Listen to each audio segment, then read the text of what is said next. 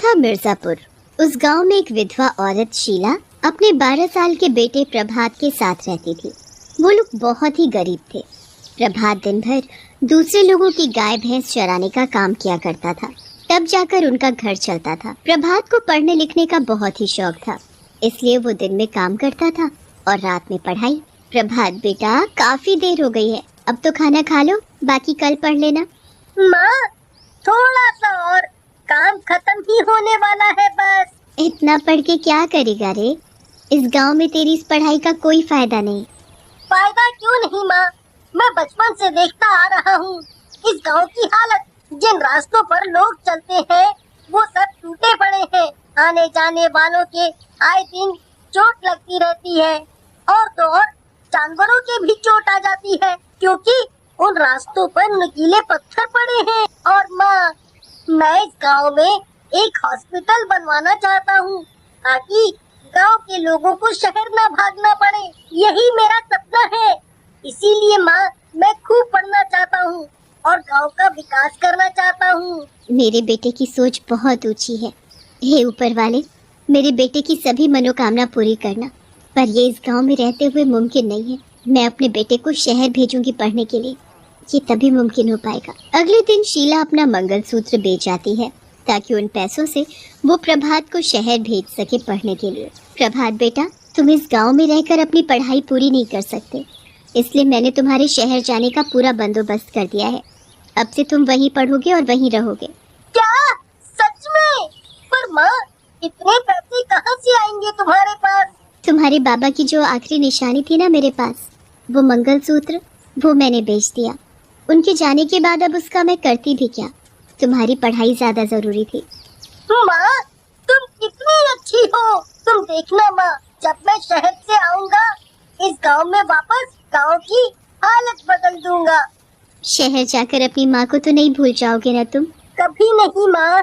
फिर क्या था, शीला प्रभात को ट्रेन में बिठाकर उसे अलविदा कर देती है। ऐसे ही दिन बीतते गए, सालों गुजर गए। पूरे 12 साल बाद आज वो दिन आ ही गया।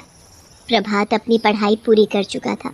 शहर में प्रभात अपने सर मुकुल से गांव जाने की बात करता है और उन्हें वो सब बताता है जो वो चाहता था। मुझे तुम पर बहुत गर्व है प्रभात बेटा।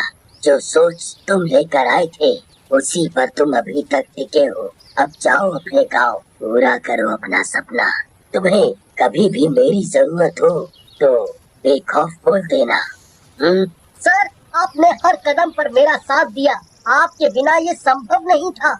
जाने से पहले आपका आशीर्वाद चाहूंगा। मेरा आशीर्वाद तुम्हारे साथ सदा रहेगा। आज प्रभात पूरे 24 साल का हो चुका था। वो अपने गांव जाने के लिए बेचैन था और अपनी माँ से मिलने के लिए। प्रभात ट्रेन में बैठा हुआ बस अपनी माँ के बारे में ही सोच रहा था। पूरे 12 साल बाद मैं अपनी माँ से मिलूंगा आज। इतने सालों बाद कैसी दिखती होगी वो। बिना बताए जा रहा हूँ वहाँ। मुझे देखेगी तो खुशी से पागल ही हो जाएगी वो। तभी ट्रेन में एक जोरदार धमाका सा होता है और ट्रेन पटरी से उतरकर नदी में गिर जाती है। पूरी ट्रेन के नदी में गिरने से उसमें बैठे सभी लोग मर जाते हैं। सबके साथ प्रभात की भी मौत हो जाती है। प्रभात मरने के बाद भूत बन जाता है। खुद को मरा हुआ देख प्रभात बहुत रोता है। ये क्या हो गया? सब बर्बाद हो गया। अब कैसे मेरा सपना पूरा होगा? कैसे मैं अपनी माँ से मिलूंगा? और वो कितनी दुखी होगी मेरे मरने की खबर सुनकर। हे ऊपर वाले, तूने मुझे ये कैसा रूप दे दिया? ये खिलौना भूत वाला रूप लेकर मैं क्या करूँगा? तभी प्रभात बने भूत के कंधे पर कोई हाथ रखता है। प्रभात पीछे मुड़कर देखता है तो एक सफेद दाढ़ी में साधु बाबा खड़े होते हैं। दुखी मत हो तू। जो तू चाहता है उस काम को पूरा करने के लिए ही भगवान ने तुझे मरने नहीं दिया। तेरा सिर्फ शरीर मरा है, तेरी आत्मा नहीं। तू इसी रूप में अपना सपना पूरा कर। पर बाबा, इतना बोलते ही साधु बाबा वहाँ से गायब हो जाते हैं। वो कोई साधारण बाबा नहीं थे, वो मुझे आगे बढ़ने की हिम्मत दिला गए हैं। प्रभात का भूत सीधा गांव पहुंच जाता है। सामने से उसकी माँ अपने सिर पर मटके में पानी भरकर ला रही होती है। तभी शीला एक पत्थर से टकराती है और गिर जाती है। हाय हाय रे, मर गई रे। ये कमबख्त रास्ता जाने कब सुधरेगा। मटका भी फूट गया मेरा। पर एक दिन मेरा बेटा शहर से आएगा और सब ठीक कर देगा। पेड़ के पीछे छुपकर भूत देख रहा होता है।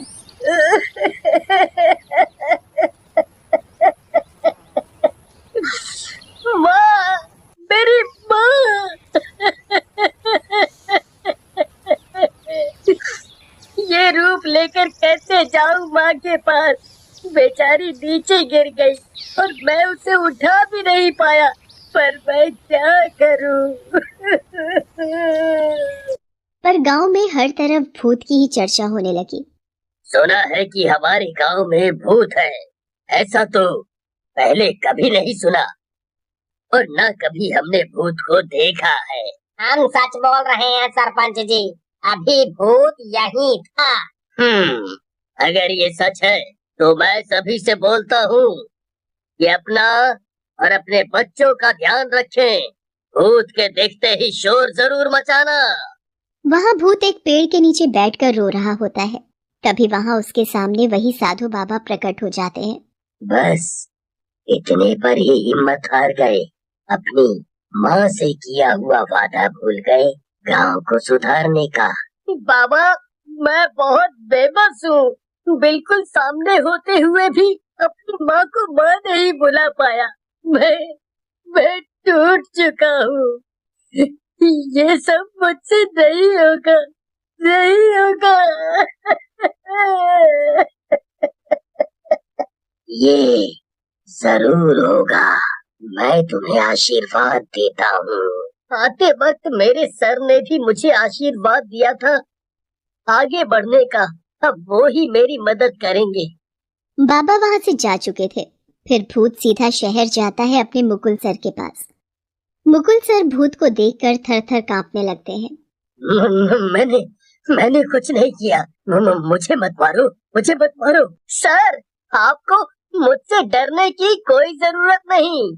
तुम मुझे सर क्यों बोल रहे हो? सर, मैं हूँ प्रभात। जाते वक्त मेरी ट्रेन गहरी नदी में गिर गई, सभी लोगों के साथ मैं भी मर गया और भूत बन गया।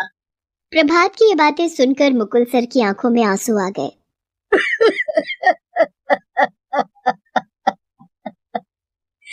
प्रभात, ये क्या हो गया तुम्हें? तुम मेरे स्टूडेंट ही नहीं, मेरे बेटे जैसे थे।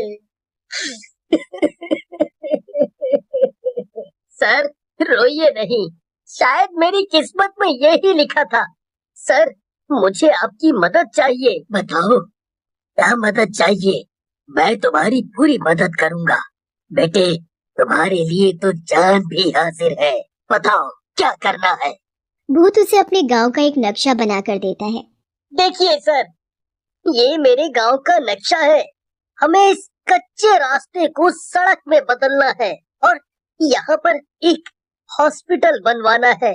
गांव में मेरी एक बेकार जमीन पड़ी है, ये हॉस्पिटल वहीं बनेगा।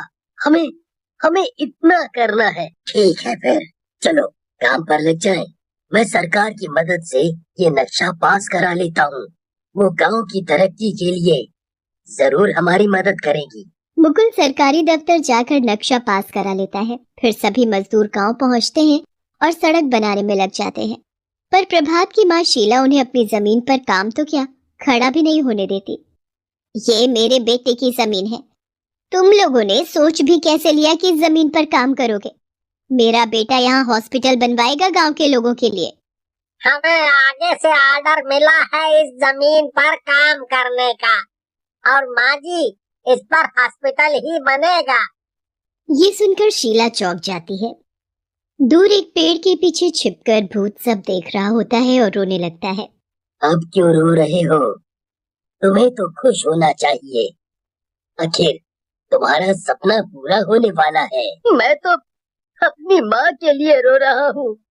जब उसे पता चलेगा कि उसका बेटा इस दुनिया में नहीं है तो उसे कितना दुख होगा, वो कितना रोएगी।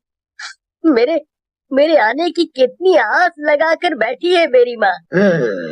एक ना एक दिन तो पता चलना ही है तुम्हारी बारी में, पर अब क्या करें, तुम्हारी माँ किसी की भी नहीं सुन रही। आगे का काम कैसे शुरू करें? तभी भूत फिर से गांव के सभी लोगों के सामने जाता है।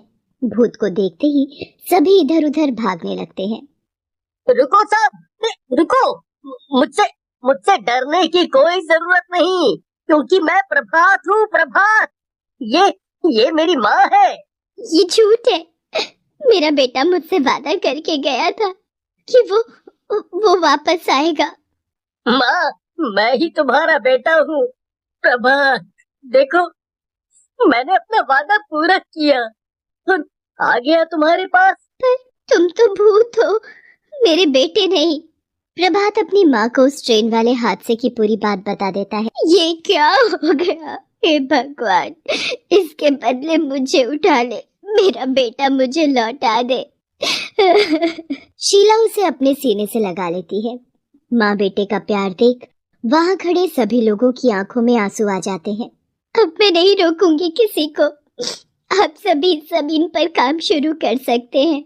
गांव में हॉस्पिटल बनने का काम शुरू हो जाता है और कुछ महीनों में हॉस्पिटल पूरा बनकर तैयार भी हो जाता है। प्रभात, तुम्हारा सपना पूरा हुआ। अब तुम अपनी दुनिया में जा सकती हो। तुम यहाँ ऐसे नहीं रह सकती। आखिर मरने के बाद भी प्रभात ने अपना सपना पूरा किया।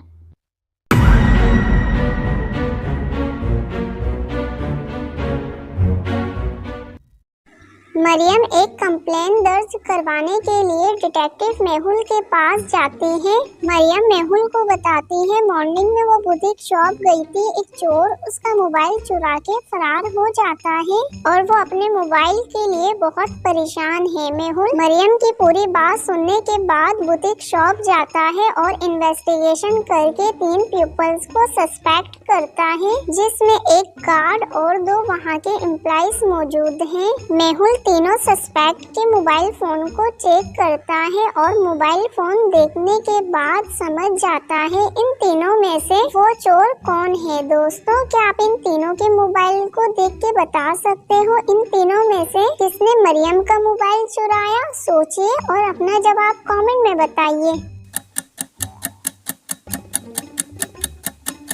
इन तीनों में से चोर ऑप्शन बी है। ऑप्शन बी के मोबाइल पे जो तस्वीर लगी हुई है वही तस्वीर मरियम के डॉग की है। दोस्तों, क्या आपने भी ऑप्शन बी सिलेक्ट किया था?